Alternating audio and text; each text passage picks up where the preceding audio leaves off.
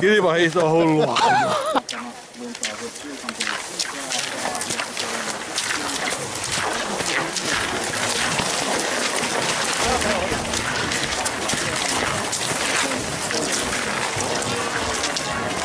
Sekasarjassa. No Jonna, jännittääkö? Kovasti. Sormit on Tuleeko hyvässä. Kalle kärissä? Ilman muuta. 72 Kallen Köörin. Karlo Piisilä lähettää matkaan Jonna Halkkusen. Kallen aika tänään noin 4:45. Numero 4. Ei se vedä jalat yhtään. Lähän petiko aika mies? Hyvä. Aivan älyttä. Kyllä jalat kun hyytyy niin, että ei se ole 15 vuoteen kiinni. Tärkeet, tuleeks voitto tänään? Saa nähdä. Riippuu muista tekijöistä. Jos on minuutin kaula, niin minä pidän sen kyllä. Ja Kallen Kööri.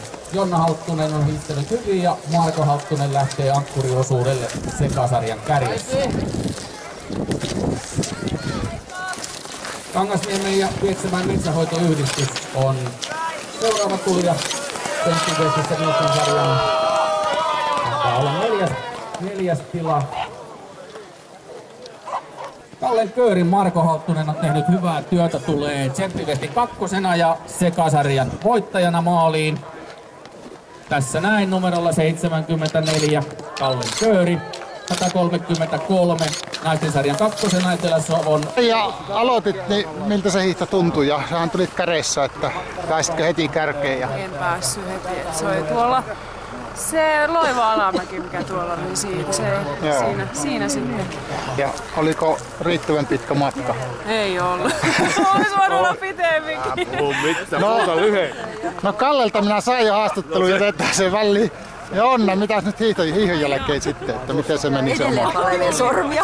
Aha. Ei ehtinyt lännetä.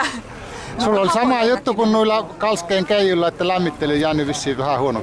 Eikö? Tuli ihan lämmittelyä, mutta tämä matka on sen verran lyhyt, että hapoille menee, mutta ei ennätä lämmitä. Ja sinulla oli ihan Semi-ok. semi-ok.